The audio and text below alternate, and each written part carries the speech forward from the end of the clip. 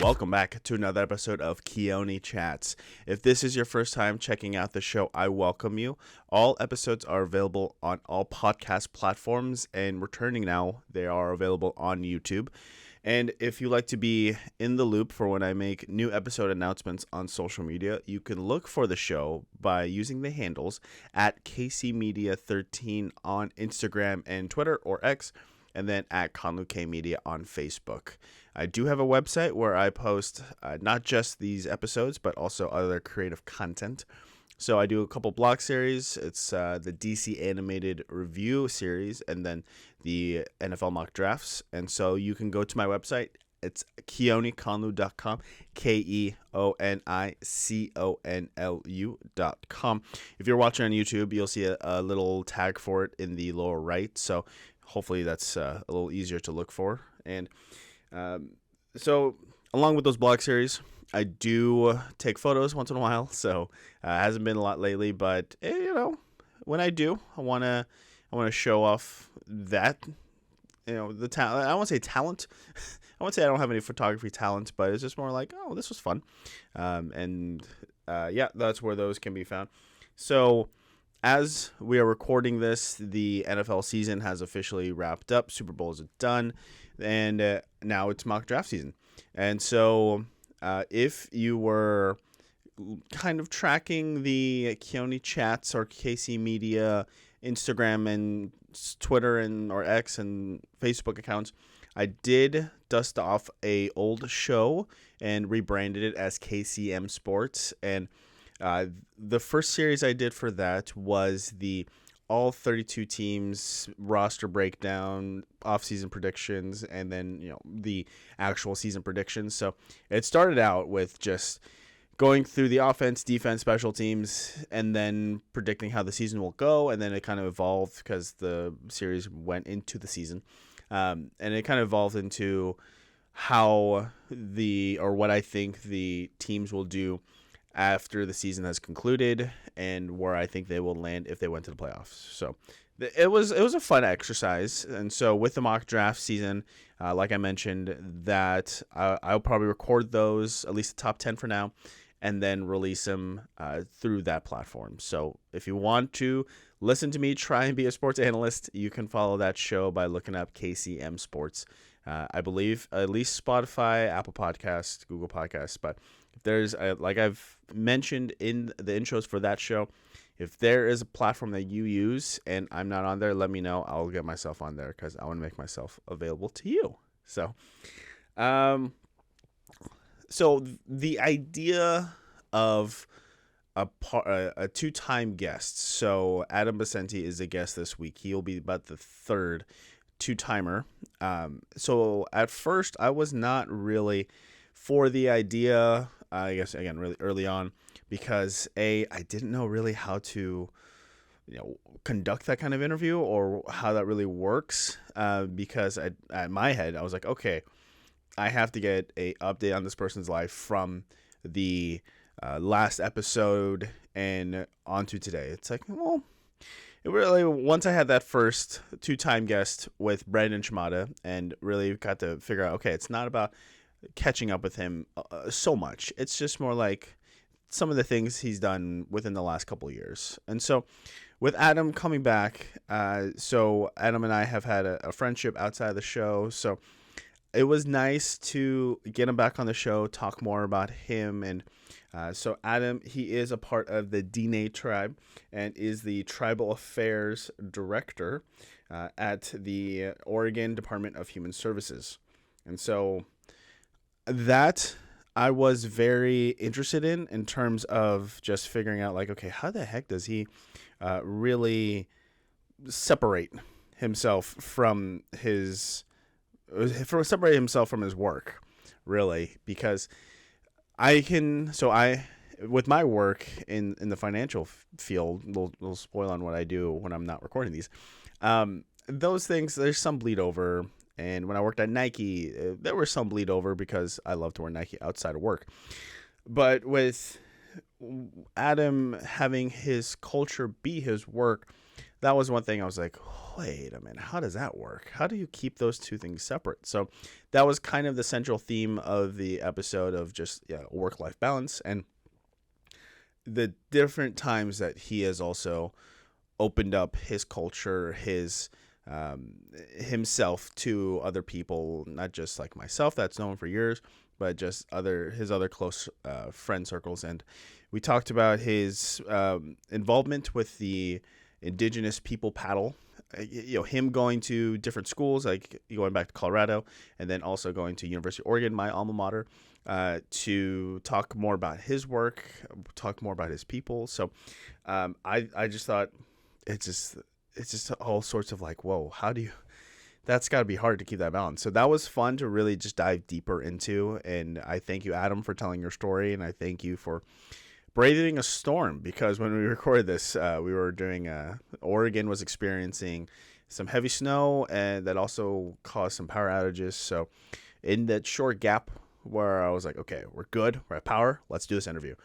He was a trooper, and he made it out here too. So thank you, Adam, again, for your flexibility, your willingness to be on this show, and then your openness really to just talk about you.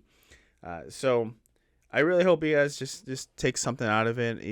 My guests aren't really super well known. They can be in that that big social spotlight, but they also have a great story, and I think Adam has one as well. So however you are in taking this episode, on whichever platform you prefer, or if you are watching this episode on YouTube, I hope you enjoy my chat with Adam Becenti. Well, to say that flexibility is not one of my strong suits would be a strong lie, because we had to move this around a couple times, Mr. Becenti. Definitely. Thank you for the flexibility, and glad we could make this happen. For the time of this recording, Portland in particular, going through some snow, some ice. So earlier today, had some flickers of the light potential going out, or power going out. Luckily, nothing. We're good. And then how were you during that whole, because you have a lot of life experience with snow and, the cold, being a Michigan and Coloradian in terms of schooling. Right. But before we get to that, you are a second-time guest. You did something the first time that I really appreciated. I actually really admired, is that you introduced yourself in your native language. So I want to open the floor up to you. Please tell us, who are you? Sure. Yat Adam Becenti in a chance in a Janine Slants and a Billy Bashin Toba Dashache Torchi Dashanella. So I just introduced myself and my mother tongue, Dene Bazad. And so I'm Dene. And Red running into the Water Clan. Yeah, that's my mother's clan. And so I like to start off a lot of my introductions that way, just to honor my ancestors, my heritage, my identity, and also to often do that to see who I'm related to. And so everywhere we go, we like to introduce ourselves in this way, just so that as a formality, because it's just our custom. Sure. So. Now, when you have introduced yourself like that, tell me about the latest time you've been surprised that, like, oh, what? We're related, or we have some connections. If you do have something in mind of the last time that kind of situation happened to you. There's been a variety of situations where I've introduced myself and someone has said, yeah, you're my cousin brother. Oh, you're my uncle. Oh, we're related, right? I feel it's sometimes rare to find another Dene or Navajo person that you're not related to. But they are out there. They are out there. They are out there. But that's honestly where the beauty of being a tribal indigenous person, especially Dene Navajo, is that the way we introduce ourselves and how we affiliate with our clans, it was sort of created so that we will not be alone, right? And to always have family somewhere, right? And so there was a lot of thinking behind that in the creation of this long ago. And then when you came to Portland and you did schooling elsewhere, I feel like it would be easy for you to just say, okay, I found not just a fellow tribesman, the D-Day, but just, my people I grew up with, college-wise, graduate degree-wise. Why not just stay in Colorado or Michigan, where where potentially there are more people that do relate to you on a different level than people you may encountered here? It's a good question. I think one of the reasons why I've always moved from from those places was to seek out more opportunities, to seek out a job, for example. Yeah. When I first left New Mexico, it was certainly to pursue an undergraduate degree. When I left Colorado, it was to pursue a graduate degree. When I left Michigan, it was to pursue a job. I mean, if I would have found a job in Michigan, maybe I would have stayed. Maybe I would have stayed. I think at that time I was scouring the nation trying to find a job, and after getting a degree and in public policy, it just so happened though that Portland was just a landing space. I gave it I took a risk moving out here, and it paid off. Here we are now, almost 11 years later. Yeah. And so it's I'm the type of person where I don't like to get too comfortable. Okay. Unless there's a good reason for it. True. And I mean, there's a lot of good reasons to stay where you are. And right now, where I am, there's just things are working out professionally and personally. And so we'll see how long this lasts. Yeah, and I guess out of the three locations that you've been at recently, I mean, New Mexico is the only one that really has warm weather. So you've been in cold twice. Here in Portland, you have the summers where it's like super nice, and then you got right now winter storm, boots up, puddles everywhere. You've also been at home, I guess within this last calendar year, visiting. Has there been any sway to you wanting to say, you know what, I miss home, I just want to go back home? Maybe the decision to be in Portland has run its course and time to head back. Being home and seeing my parents a little bit older, seeing nieces and nephews certainly more grown. The lifestyle is different. And I think that's where the lifestyle that I've chosen now and living here in the Pacific Northwest is just so different from the Southwest. That the thought did cross my mind, but I think I'm gonna keep it back there. Yeah. Yeah, in the back of my mind. But yeah, so that I feel like when I was in college in Eugene, just 2 hours south of us, it was definitely it was nice to go home, but then it was also nice to just go back to my own personal life I've developed and built there. Now, you're in the government. You're in for the whole shebang of Oregon. That's, I mean, I want to dive into your job, but just like just saying that you work for the government and you are helping your fellow people. How does that feel? It feels great. I mean, it feels like it's a part of my obligation, honestly. It feels like it's a calling. As a tribal indigenous person, you always are looking out for the community, for the betterment of the people. And so I'm fortunate to have worked and still working in the position I am with the state of Oregon. And I just feel it is a blessing to have that opportunity to be able to give back and to be able to help your own people, even though we might be from different tribes. There's so many similarities, and I feel where it can be challenging though is that working for state government, but also being a Native person, you're often put in a tough situation where you're representing a government or an institution that has caused harm to Native people. Yeah. And at the same time, though, that's where being within state government, working on that side, you can be able to repair and really try to address some of those pieces that have caused harm with that the institution has caused harm. Kind of working from the inside out. I was gonna ask that because I feel like you announced this to your family, your friends, like, hey, I got a job in the Oregon government. Someone has to have said, like, you gotta disrupt the system from the inside out. You gotta break the man down. Did you encounter much of that kind of talk?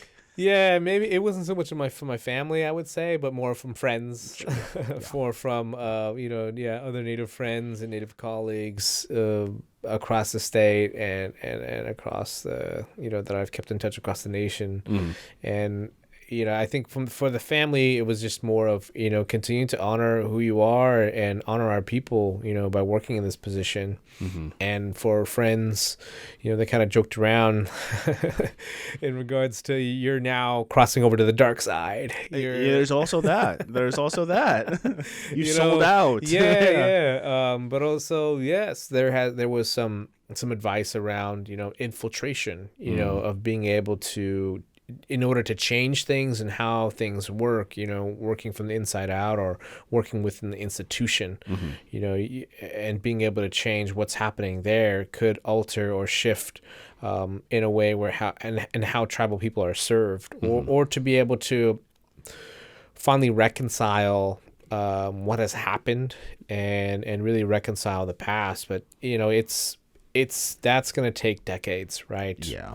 It's going to take a long time. I've only been in my position 4.5 years, going to be 5 in April. Sure. And so I've done a considerable amount, but only made a dent in this particular field. And I feel like it's like you're chipping away at a giant block. Yeah. You got to play that long, persistent game, and then eventually it'll all break. But when you did jump in, now, so example is like, so with my work, before I started, my mom looked at the team page. She's like, "Oh, Keone, I know you're very flamboyant in terms of your floral shirts, your personality. All these folks look very conservative. I don't know if you'll be able to do that." Now, was there any worry about conforming to your work environment, your new work environment? I think mainly, particularly, it's hair is such an important thing for indigenous people. I remember interviewing one guy who had in high school was like short hair, but he grew it out so long, and he just did all his research on long hair, which I really didn't know. There was a lot of, I had an idea, but for you, kind of finding that. How did you find that nice medium ground of like still being you, still being representing your tribe, and also being able to work for the man? I think approaching that, I've learned over the years, just in multiple jobs and positions, about professionalism and some of those boundaries. I don't think I've ever pushed those boundaries, and I think I carry myself well enough to always appear or be perceived as professional. Going into this position, I don't think there was any sort of question or any concern around that. Sure. When I started the job, I had short hair. And so now that I'm in this job, I have longer hair, but I feel my agency has supported me in that. Yeah. I think when we talk about this, the word authenticity comes up for me. And I think where it may be of more concern is when you talk about your own beliefs, your value systems, how you approach issues, what you talk about, how you talk about things. I think those are something much more, I guess, could be controversial in some ways or appear that way. You know, I don't think it was me conforming to anything. Yeah.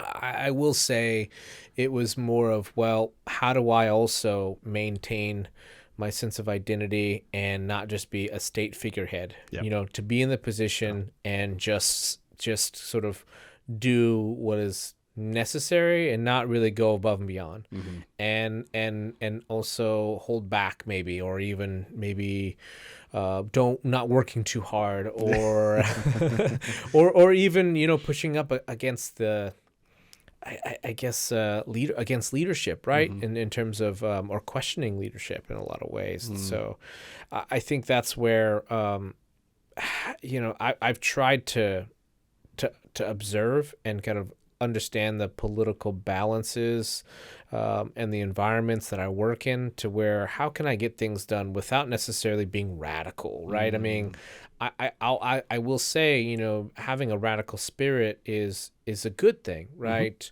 Now, how do you translate that into action? How do you speak to people? How do you talk about issues or challenges? I think that's where I've gotten a little bit better in terms of approaching it through a diplomatic way, and to be able to talk about the why and the purposes.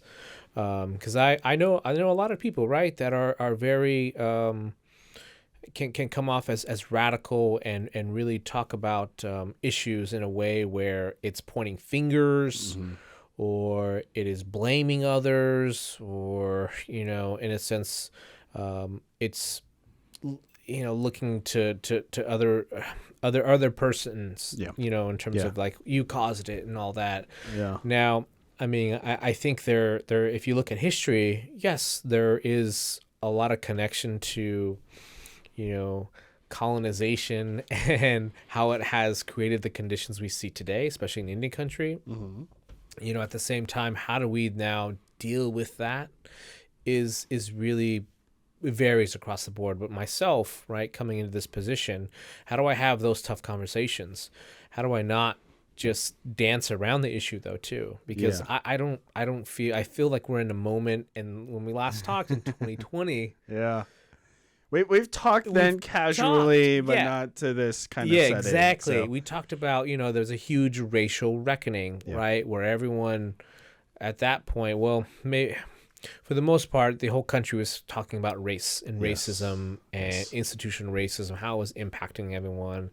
And that's been happening to Native people for a long time as well. And so I don't know where I was going with this, but I think let's okay. So let me kind of backtrack a little bit. So you talk about radical. Yes, I did want to link it to our last conversation, where a good chunk of it was talked about your involvement in, you know, the Black Lives Matter movement, and also just, you know, showing support for your community. But I'm more curious, like, how, because when I talk with someone that I could tell things are getting a little heated, I could tell things are kind of ramping up. Luckily, like, sometimes it's over the phone. I have to mute myself because I'm like, God damn it. But how has your handling of difficult people transformed from early on in your career to right now? Yeah, it's a good question, and it's taken a lot of maturity. You know, that some people are able to gain right away, and some people it just takes a long time.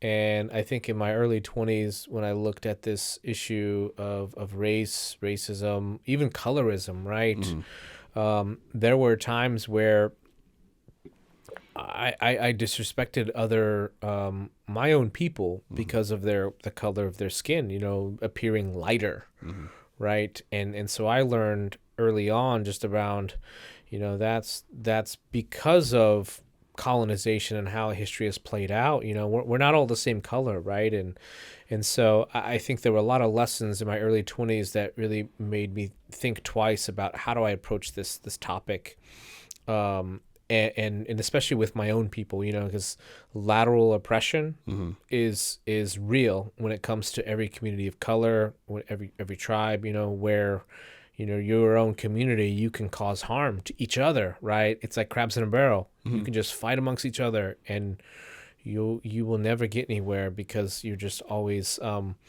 stuck on fighting each other. But if you move beyond that of trying to create solidarity, trying to create connection, relationship, repairing relationship, trying to move towards solidarity, I think you can be able to create a movement.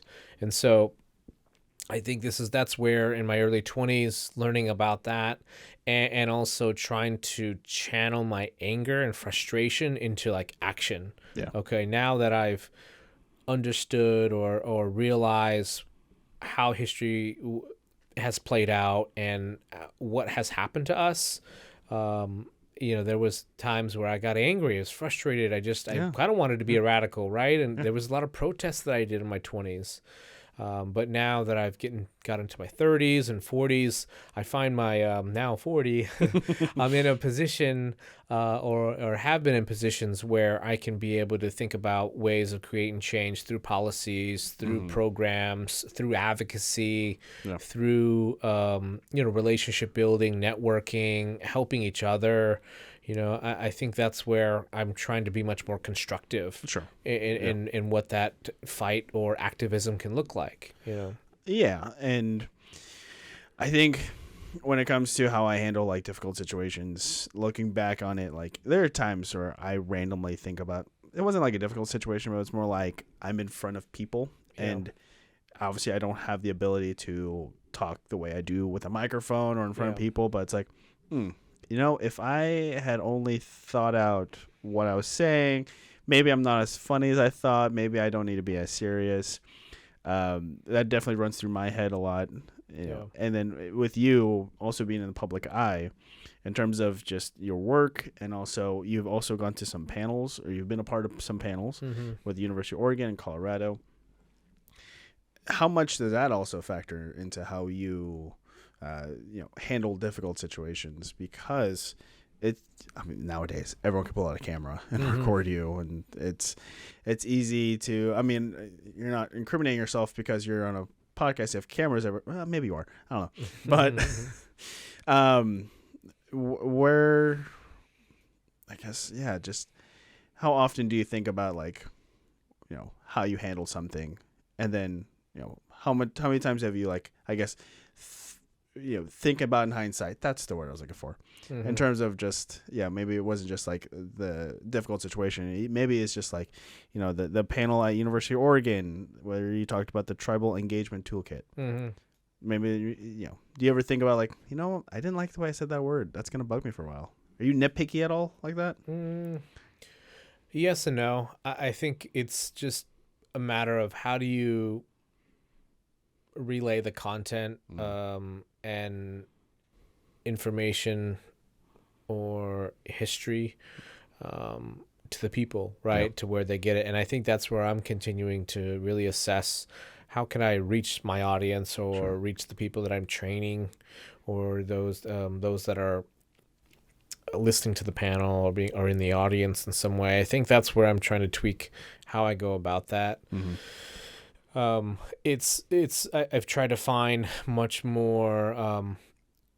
I've tried to find like exercises or use maybe like storytelling ways, those methods to be able to relay information and just to get to the hearts and minds of people. Right.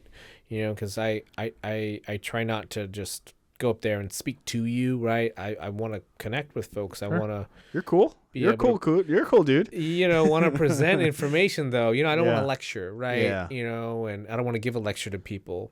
Yeah. And I think it's easier in those spaces. I think where you find it much more challenging is on the street, in a bar or in wherever, outside academic institutions, because I think you have sort of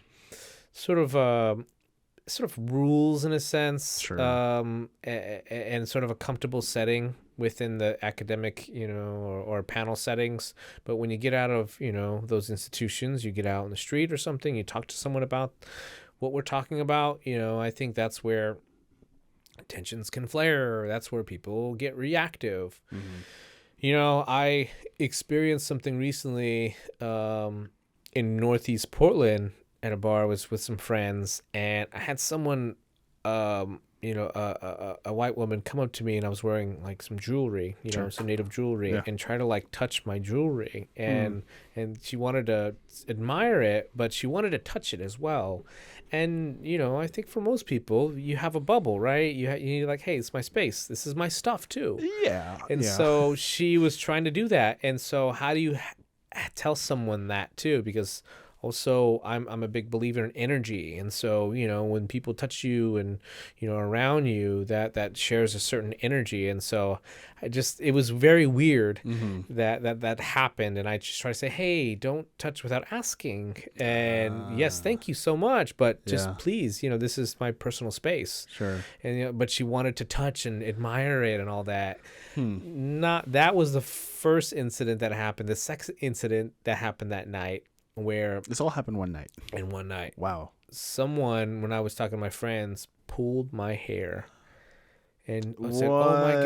oh my god, you have a rat tail. And I was like, are you serious? I had a braid on. I had a braid on my back. And she's like, oh my gosh. And she was just, I think she was intoxicated or something like that. But These two situations, I there's feel two like different situations, two different people. intoxication is probably Probably. strong. Yeah, but still. But still, these are moments where, again, I think in those moments I didn't engage, and there was no way to have sort of a constructive conversation. No.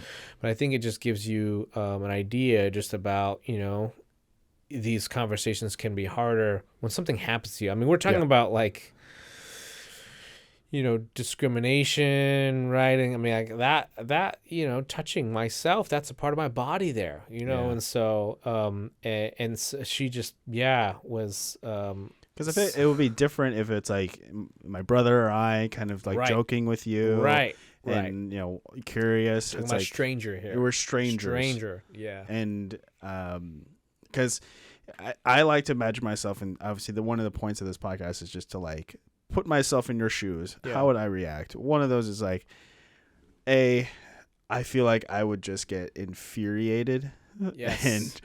And, B, it's like I'll need a cool down period, and C, give me some ice cream. So it's like I need something to kind of distract me from what just happened. Mm-hmm. So when it came to those situations that you had, and Portland does have that kind of reputation of being a city with racism, but it's not like overt like the South, but it's there. How did you calm yourself down? How did you kind of get yourself back into Adam mode? It took a while. Yeah, it took a while, especially the hair pulling thing, and so that's far. Yeah, that's too far. That is too. Yeah, it's happened to me a couple times in my life, and where people just, I want to touch your hair, and so that's again where you talk about people's lack of education and awareness around the sacredness of your hair. Mm-hmm. It's a body part, and it's not something that for you to pull or play with, right? And so without consent. Yeah, without consent, and so and a lot of the people that come up to me admire my jewelry too, just kind of touch it without saying, hey, can I touch this? Again, so the consent sometimes is there, more than likely not. Mm-hmm. But that's the kind of education and awareness that I also feel is just missing, and I think it's just general conduct, and just etiquette, and I'm looking for another word for it. Manners, right? Manners. My mom always jokes. She's like, you gotta make sure your manners are good, because then someone's gonna say, what did your mother teach you? Right. Obviously, she's looking out for herself. I'm just kidding, Mom. But yeah, that's one of those that always rings in my head. It's like, I want to make sure I'm polite, respectful. Exactly. Yeah. And so, I mean, but I think for our hair, for Native people, hair, and there's some other cultures out there too, where they, the hair is like sacred. It's really important to them. And so that was a big one. And it took me a while. I think I was still trying to calm down after that whole night. It didn't ruin the night. I just put a little damper in it. That's all. Yeah. Extra drink to help loosen things up a little bit. You're good. And then kind of on that same lines of education, is that whether the UO. I think when you posted about that, you went to University of Oregon. I'm an alumni, and then when I did look through your slide deck too, that was a lot of pieces to kind of take in. But the main theme of it was just tribal engagement toolkit. When you had that, what was kind of like your mindset going in? Because I don't really. When I went to school there, I didn't really encounter a whole lot of indigenous people there. So, did you like? What was kind of your expectations going into it? I try not to have expectations with something like that. Sure. Or assumptions. I just go out there and present the information and try to just connect with the audience. So that. At that specific presentation, it was during an intellectual and developmental disabilities conference.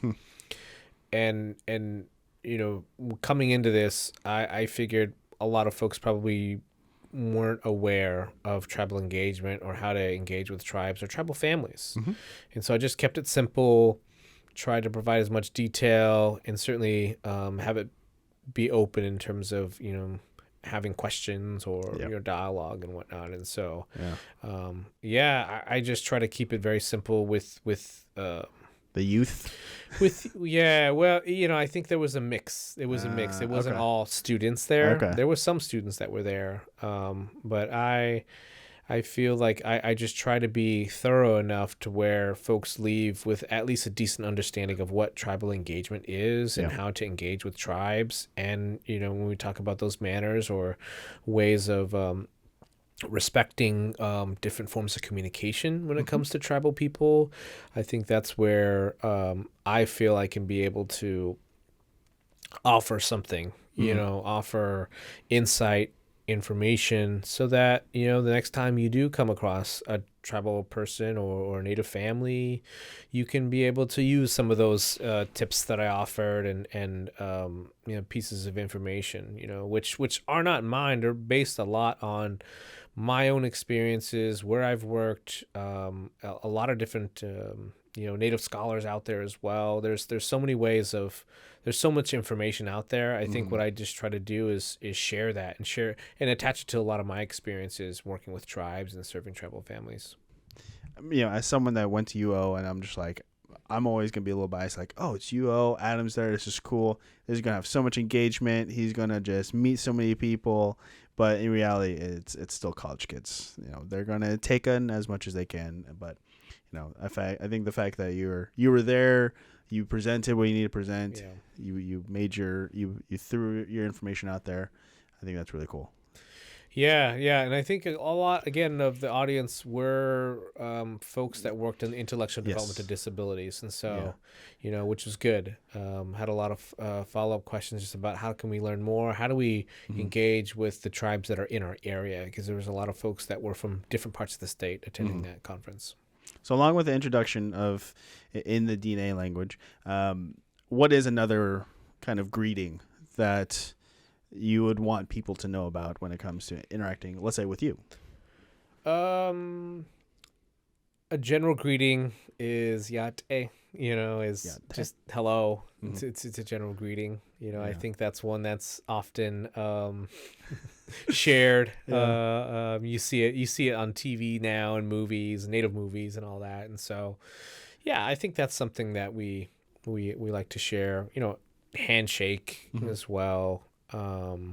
Those sort of things. So you're a hugger too. Keeping it simple. Definitely. Yeah. Give me embrace you. For sure. Yeah. Sharing good energy with people is nice. 'Cause, the one thing that, I've witnessed too, just across the world, and I've been fortunate enough to be, in places and experience some things that I've seen other indigenous cultures do, in terms of like the Maori, where they, clutch each other and they have, they're taking each other's energy face to face. They kind of touch noses and kind of breathe in your energy and breathe in, your spirit there as well. I mean, that's one of the greetings there. And so it was just pretty powerful, in regards to, an indigenous people, but it's also makes so much sense in when we're thinking about saying hello or connecting. That's a deep connection right Yeah. there. And so, Yeah. I really admire that. Nice. So this past summer, my partner and I, we went to it's an Aztec festival, and that was in downtown Beaverton area. So it's obviously different cultures, but I think one thing I'm just curious about with you, it's like growing up with all of this history and all of this culture. What was that like? Because and not just that, it's like the way you are as a person of being like, you know, you're out there protesting and you're out there during COVID, you're risking your life to help support the message, and then on a more personal level, it's like you want to be, you're so friendly, and then you're everywhere. Anytime we say, hey, let's, I mean, I will, okay, I'll put this on record. You asked me if I want to watch a Blue Beetle. I did not respond, so I feel bad, but you're the kind of guy that does want to go do things with other people. You're very much a people person. What was it like growing up? Well, that's a big question. I think this is where my experience, because I grew up in a town, right, in Gallup. It's not the reservation. It's on the border of the Navajo reservation. But a lot, my grandma and had a lot of relatives, of course, that lived on the reservation, and so there was a bit of emphasis on both sort of cultures and lifestyles, meaning like Western culture, which is like pushed by my mom, in regards to getting an education, focusing on school, doing that piece. And then my dad, he's the more traditional one, which made sure I was connected to my culture, went through ceremonies, also had cattle growing up. So, did that a lot of the times on Saturday mornings, and I think just learning a lot from both sides. I mean, especially my Dene side, being relational. When you talk about a friendly person, and I'm always like inviting folks. I think that's where I always like being around people. I feel like I feed off that energy. I'm relational. We're just relational people. It's not just my tribe either. That's all like Native people, Indigenous people, and tribes across the nation. They're very much relational and want to be able to share that with others. It's about the collective, and I feel like it's inherent. Yeah. And I think this is where, I really appreciate that about my side, because I also do see the differences within like Western culture in terms of it being individual, it being, every man for himself, right? True. And True. and so really, I don't gravitate towards that, and I'm happy about that. And it's not that it's wrong or anything like that. I think there's just different sets of values and perspectives. So I think that's one of the things that I picked up naturally. And of course, growing up, you learn about who you are, you learn about your identity, you learn about your traditions and customs and practices, and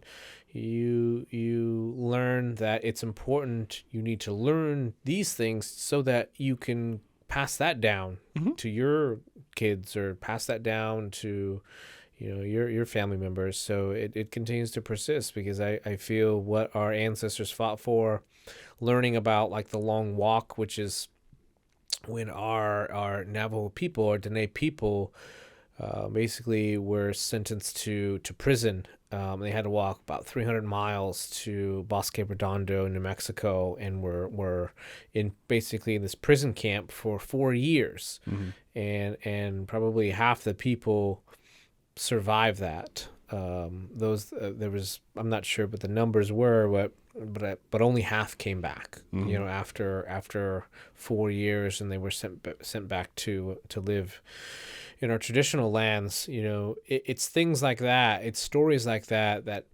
really instill in you a sense of pride, a sense of purpose, and knowing that what I'm carrying in my blood and in my experiences and things that I've learned, is things that my ancestors have given to us and have gifted us, and so that it carries on. And so, just being able to share that as well. I think being generous, sharing what we know. Not everything. There are certain things that are sacred, right? Yeah. And ceremonies and whatnot. But I think that's a big part of who we are. is to be able to share with others and be a generous person. Yeah, and I mean that's a perfect segue to one of the first things that I put on the list I want to talk with you about is that in October 10th, 2020, you did create this event called the Indigenous People Paddle, and it's to celebrate the Indigenous People Day, and I remember going to one and obviously not knowing what to expect. I was like, oh, okay. I was thinking, it's a warm day, and then it was dry too. So I was like, okay, the sand's gonna be nice and soft. Psych.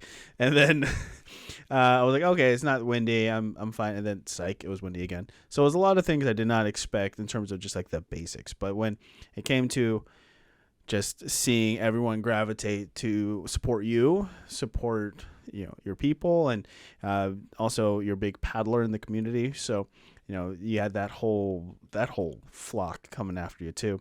And then I just remember one of your elder tribesmen did a ceremony in the beginning, and I was trying to capture some moments and record, and they asked me to stop recording that because they want to keep it sacred. But in terms of just the Indigenous People Paddle, how did that all come about?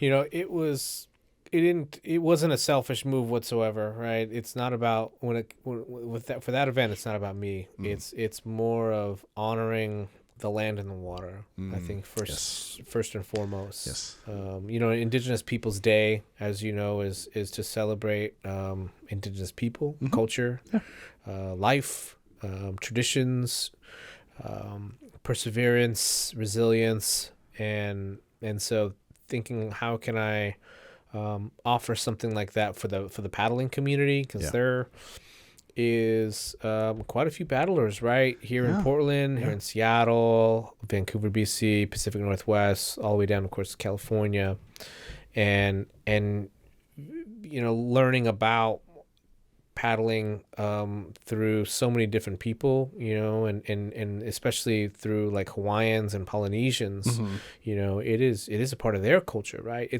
Paddling is not a part of my culture whatsoever. And so I've always taken a point to say that, and to also still try to respect it, and be able to really show appreciation for it. And I think where often I've been able to sort of intersect with my personality or my own beliefs and my traditions is to be able to care for and look to the land, right? Look to the water that we paddle on, because it's a gift for us to be able to paddle, right? It's an opportunity to certainly exercise, but also connect to the water. Connect. We feel the water is a being, right? It has spirit in it, and so does the land. And so I think, given the history of the country and where we are, what better way to sort of bring people together, not just for the sake of paddling, but to honor the land, honor and do something that is on a much deeper level, because I feel sometimes it's not always automatic where the land is honored or appreciated, and same for the water. And so that Indigenous Peoples Paddle was set up to be able to do that, honor the land and the water, but also to be able to share relationship and connection with each other, and to be able to support each other, because it's not about racing. It's not about, medals or getting first place or anything like that. It's just about being able to come together, be in each other's company, enjoy each other's company, connection. A lot of the Hawaiians, use the word ohana, family, so very, very similar values too with Indigenous tribes in this area here. And so that's really what it was all about. Yeah. Yeah. And I remember you saying, like, before your elder tribesmen, did the ceremony, that like, it doesn't matter how far you paddle, doesn't matter how long you paddle, just be out there, enjoy it. And at that time, again, I didn't have a boat to paddle on, but it's like I was there because former paddler, and I do feel a sense of like, not just the fact that it's a perspective that not everyone gets, but like B, it's like it's something special about being out there, whether it's on a cold day, dark like what we have right now, or whether it's on like the most beautiful sunshine day in Portland. Yeah. It's still nice to just, take all that fresh air and, feel recharged. What do you usually feel when you're out there? Like, take indigenous people, people out of the equation. Just like, because you're out there a lot. It's my escape. It's a way for me to just connect with with Mother Earth and with the water. I mean, it helps to refreshen my spirit, helps me to also strengthen my spirit, and strengthen myself physically, but also mentally. I feel like it is really an exercise that is holistic, and that's the way I see it in terms of those benefits there. And it's really gives me a sense of freedom, right, when I'm out there, and really allows me just to clear my mind and just to be on the water. And so there's just something about being able to connect with the water is so enlightening in a lot of ways, spiritually, mentally, physically, emotionally, all those things. Yeah. So I don't want to give away your license plate, but if you spend time with Adam and you're like, I wonder if he's here, you'll see a giant like outrigger 1-person boat rack on top of your car. Like, found him. Yep. There he is. Yeah, you can always tell who the hardcore paddlers are when you see a rack like that. Yeah. Well, I do, again, I just have so many, like, I think just, I'm trying to go with this. Your work is just so interesting in terms of just like how much you have to invest yourself into it, in terms of not just the fact that it's a paying job that's helping you have a home, a car, food in the fridge. But again, it's also your culture, your people. So I mean, you made a big swing and you knocked out of the park on January 13th with the Indian Child Welfare Act, which, for those that are not sure what that is, that's basically an act that allows Native children to be adopted into non-Native homes. Is that right? Am I wrong? Not exactly. Dang it! Oh, It's actually preventing. preventing. Oh, okay. Preventing Native Gotcha. children from being adopted by Okay. non-Native families. I got that mixed up. Yeah. Sorry about that. That's okay. It's like I thought I had this down, but Yeah, I'll learn. I think another way to frame it is to be able to keep Native families together. Perfect. And Okay. to ensure that Native children grow up with their culture, grow up in their community and grow up connected, to their tribal identity. Yeah. Talked about that whole process of just getting into the project, and then getting that 7-2 vote. That one was correct, right? Well, yeah, that's we're talking about the National Indian Child Welfare Act that was voted on by the Supreme Court. Yeah, this past year, and it was really so that national piece of legislation, the federal legislation, was first adopted in 1968, and that was to address the disproportionate amount of tribal children that were being adopted out by non-Native homes, being adopted out of their communities. And so at that time, it was seen that Native children were being stolen from Native families, stolen from the community, stolen from the tribe. Okay. And then so you had leaders that came together, tribes that came together to be able to put together a piece of legislation that would address, that epidemic essentially back then. And over the course of the last probably 40 years, 50 years, 40 years, the Indian Child Welfare Act continues to be challenged. And it continues to be challenged for a number of reasons. And one of them being that folks don't realize or don't want to see tribes as sovereign nations, and being able to have this preference, right? This special status. People like to say that tribal people have a special status or they get special treatment, but a lot of the legislation in ICWA is based on tribes being sovereign nations, and sovereign nations, tribes are inherent. They have that inherent status, and that's recognized in the Constitution. So, tribal people and tribes are not just another community of color. Mm-hmm. And so that's one of the reasons why, and I feel one of the other main areas of why people challenge the Indian Child Welfare Act is that if the opposition is able to deconstruct and really disassemble that whole piece of legislation, that sovereignty that's tied to tribes would be delegitimized. And so sovereignty in the other areas, how tribes exercise sovereignty is economically, right? Or through natural resources. So if ICWA did not go the way it did, again, there would be opponents that would say, well, tribes, you're not really sovereign to run this business. You're not really sovereign to take care of these lands.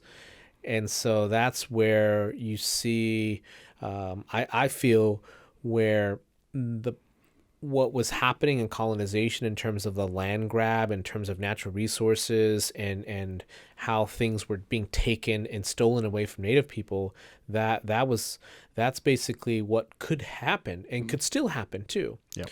Where corporations, businesses can say, tribes, you're not sovereign. You don't have this status. You're not an autonomous nation anymore because of this ICWA is no longer, it was voted down.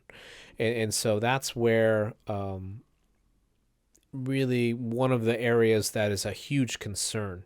And so there's people that talk about this in a much more concise and I think thorough way.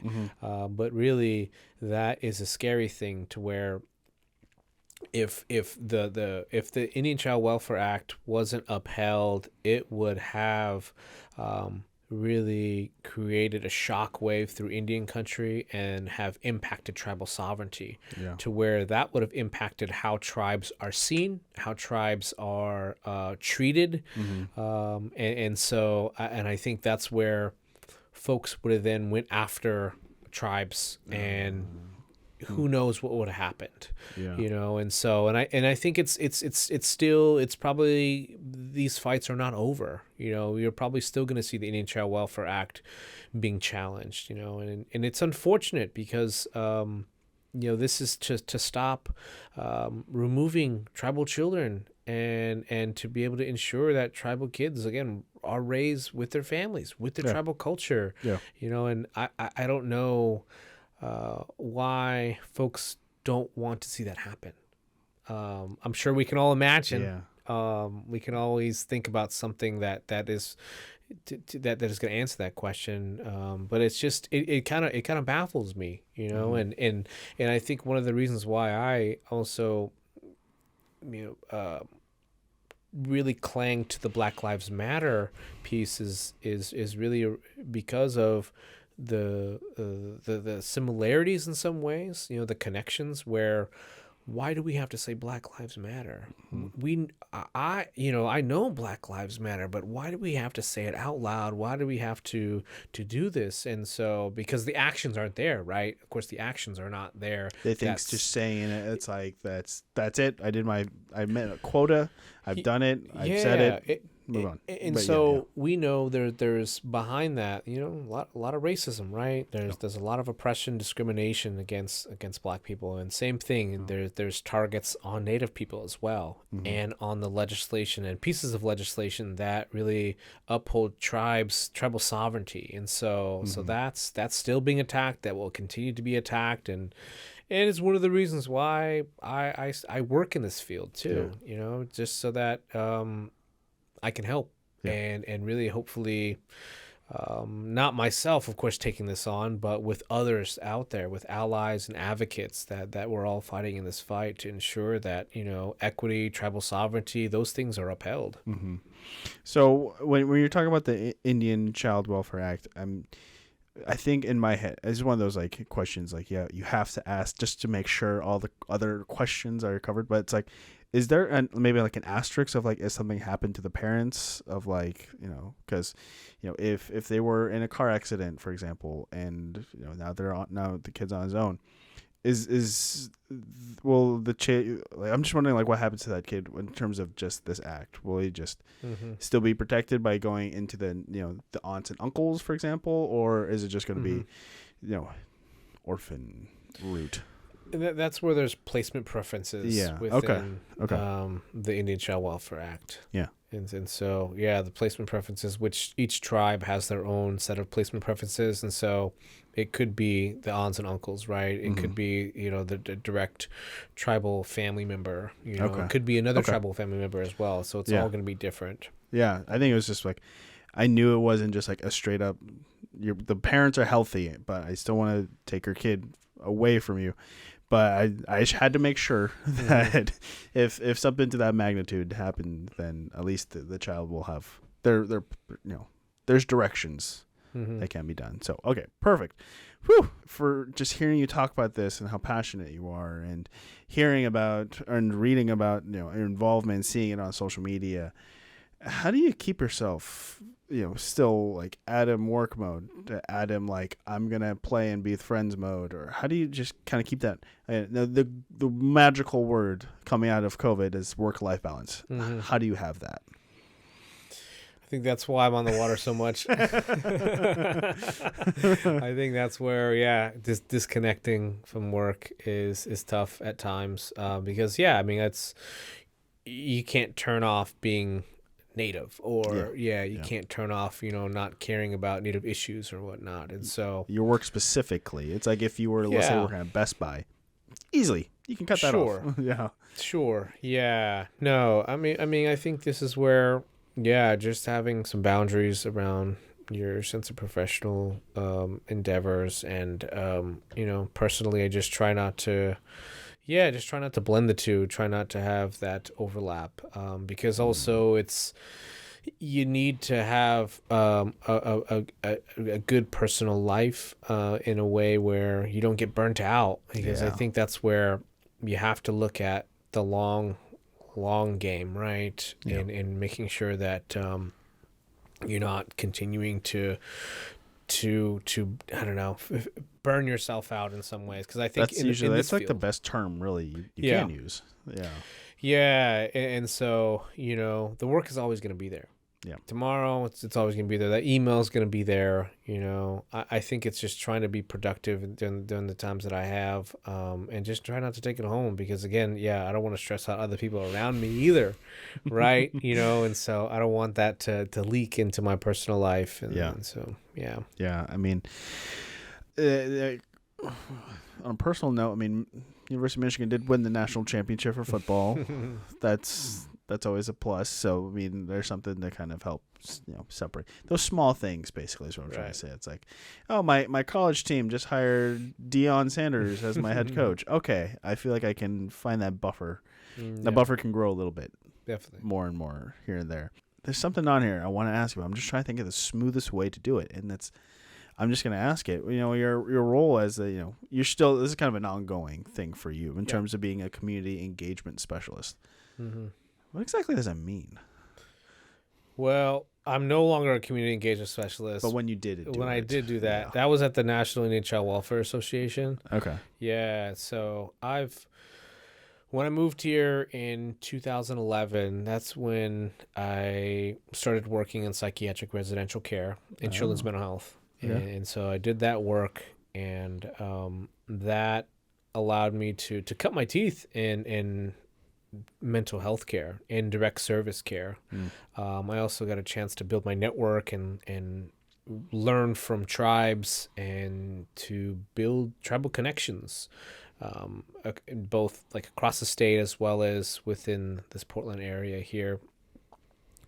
Fortunately, that program had to shut its doors, and that's where I moved to the National Indian Child Welfare Association and work as a community engagement specialist. That's how it all lines up. Yeah, that's how it lines up. Gotcha. And so that's how the timeline works. And so when I became a community development specialist, it was to work with tribes in providing technical assistance or support in their efforts to build a children's mental health system. Yeah. And so that's where I got a chance to work with folks at SAMHSA, the Substance Abuse Mental Health Service Administration, and work with tribes who had this grant called System of Care, and got a chance to travel, work with tribes in like Alaska, Washington, South Dakota, Michigan, and Arizona. And so there was a lot of tribal grantees, and so that engagement was with those tribes and those grantees, and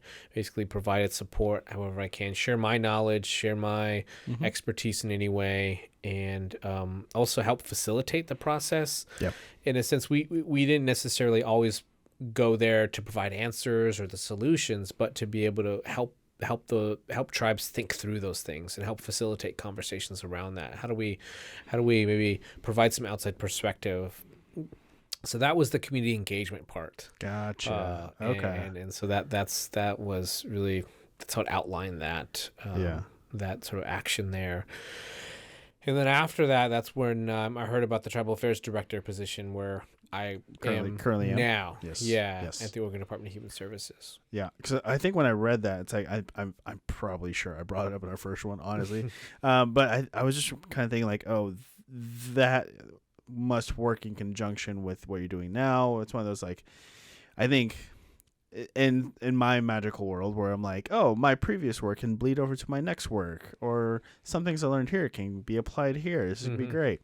I think that's where I was kind of making that random connection. Is there any kind of like things you can take from that?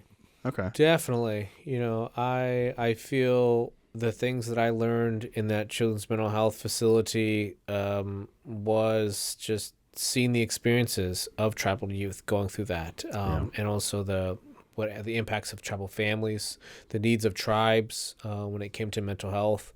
And I actually met a couple of people back then who are now my coworkers. Hey. Right? Yeah. And so that's when I started to kind of have that overlap as well. And so, but I feel, it set me up to go into that job at the National Indian Child Welfare Association. And that position sort of set me up too to work where I am now, but much larger scale and with human service programs. Yeah. Man, Adam, I want to keep talking to you, but again, we're in the snowstorm. The lights have flickered like at least twice now. So I'm like, okay, got to make sure to not have this drop out on me mid-sentence. But I honestly, like, I think one thing that I will always take away from not just this experience, but the last podcast episode and just, the times we've just talked as casually, it's been like this guy. He is A, engaging, B, he's very caring, and C, he's gonna be invested. He's going to. That's the if I were to describe you in 3 words, those are the 3 words I would probably be the strongest for me. It's like this. He's gonna want to know everything from A to Z, and I think this you're in the best position to dig deeper on that. And I guess one of the last things I want to ask you is just like how have you been, I guess, just mentally with work and snow again, we keep mentioning, because that's kind of the big thing right now. How has it been just keeping yourself in check, and how do you make sure you're still doing okay, or if you're not doing okay, how can you get back to being okay? It's a lot of hard work. It's definitely takes some intentionality. Yeah. In regards to maintaining your balance, right? As a Native person, having balance and harmony is the path to wellness. And how that occurs is being able to take care of your mental, right? Physical, spiritual, emotional selves. And so, things that I've done is certainly tap into my spiritual side by praying, right? That's something I often do daily. Started to meditate quite a bit. Oh, wow. As well. How's that going? Yeah, it's coming along. I need to. I'm a beginner in that area. Through a lot of their ceremonies too, back home, there's that same sort of like exercise of meditation that occurs. And so, and being a part of that, I was able to at least take part in some of that when I was back home in December. So that definitely helps keep me going and motivated and focused, as well as helps fill my cup spiritually. Sure. And I think the other things is just exercise, reading, what I put in my body, eating, drinking, those sort of things all matter as well. But also connections and relationships, I think are the biggest thing too, is how do I maintain those? How do I help others? I think that's the big thing too, because I'm sure you're like this as well. If you help someone, it just makes you feel better. Yeah. And so that's what I try to do as well. And I think just being a good relative, right, as some people say in Indian country, and that's either to your parents or your family or your friends, or those that maybe you don't know as well. And so I think it's a combination of all of those things. I don't think of you as just Adam Becenti that works for the government of Oregon and helps with the DNA and Native American people or indigenous people. I hope not. I really do consider you like one of my brothers. So it's very same. Yeah. I really enjoy there's this conversation, just all our, maybe it's just short text exchange, but it's like I always feel like, okay, he's doing good. He's doing good, or he's doing as good as he can be right now. So on the surface it may look good, but it's always a roller coaster. So last time, how I usually wrapped up the interviews, I don't know if you remember, it was asking 2 hypothetical questions. Yeah. I've swapped it out with asking 3 would you rather questions. Okay. Because it just seems like it's a little easier. Sure. It's not like it's such a complicated answer. Or a complicated question that I have to think about it. And when I did my research on you, I did see that you did lose you lost some weight, took some photos. First off, I guess I have to ask, would you rather have a third nipple or an extra toe? This is a great question, right? They're very in depth. Probably an extra toe, because hopefully that would make me run faster. That's true. Yeah. That's true. Yes. Speed. Yes. Okay. Would you rather travel the world for free for a year or have $50,000 to spend however you please? Travel the world for free. Yeah. Yeah. Or are a couple places you'd go? I would probably go. I haven't been to Europe. Ooh. Yeah. I haven't been to Europe and also Africa. Oh. Yeah. Yeah. Madagascar. Or South Africa, Johannesburg. Mm-hmm. Yeah, the Sahara. Yeah. It's, or even Egypt. Yeah, I'd love to go to Egypt. One of former guest, David Rodriguez, I don't know if you two have actually met, but he went to Africa with a friend, and only thing we thought about was like, lion, can you run faster than this guy? And he's like, no, we didn't see anything. Everything was fine. But it was just one of those, like, you see it in movies all the time. You're like, oh, there's gonna be lions everywhere. Right. But but I think that'll be super fun. I think that'll be pretty cool. Okay, so this might appeal to the helper in you. So, would you rather solve world hunger or global warming? Probably hunger. Yep. Yeah, because I think after that, hopefully folks would then realize, well, we have more issues to solve, which they would then take on global warming. Now, see, one helps the other. Yes. Adam, where can the people find you on social media? Becenti Son, Instagram. Yeah. Yeah. No X or Twitter. Sorry, I'm trying to do the hand motions. I'm on Twitter too. Yeah, Becenti Son. So I don't tweet that much. So. I'll still shout you out. I'll still give that to you. Yeah. So you're now officially a part of the Two-Timer Club for the Keone Chats podcast. How do you feel, sir? I feel honored. Yeah, it's an honor to hear more of my story or a repeat, maybe. There might be some overlaps, but that's okay. So, I mean, for a while, I tried not to have people on twice. I was trying to make Right. at least wash through as many people as I can before revisiting. But then once that door started opening up, I was like, I know Adam has a very interesting story, and I know Adam's, I guess, from what you tell me, what you tell the world through social media. I'm like, he's done some stuff. He's done some stuff in the last 2 years. I want to know more about it. So thank you for also, again, being flexible and of course finding new times, braving weather. We did it, though. We did it. Yeah. We crossed the finish line. Thank you so much to the guest for coming on to the show and sharing a part of your story. And thank you to you, the listener, watcher, however you intook this podcast episode. There are a ton of podcasts out there. I'm not going to deny that, that also talk about the same things I talk about. So for you to dedicate some of your day, night, whenever, to listening to the guest's story, that means a ton to me. It means a ton to them. And so I can't say thank you enough to you, the listeners. So again, just a reminder, all episodes are available on all podcast platforms, and they are back on YouTube. So you can follow the show on social media by looking up at KC Media 13 on Instagram and Twitter, and then or X, and then at Conluque Media on Facebook. And then if you are interested in becoming a guest for the show, email me at kcmedia13@yahoo.com, and then just tell me a bit of your story. We would meet, and just so I can get some preliminaries and really just get something scheduled, because having a podcast episode, that's something that I find giving that chance to people means a lot to me, and I want to give that to anyone that's interested. So until the next episode, everyone, please take care.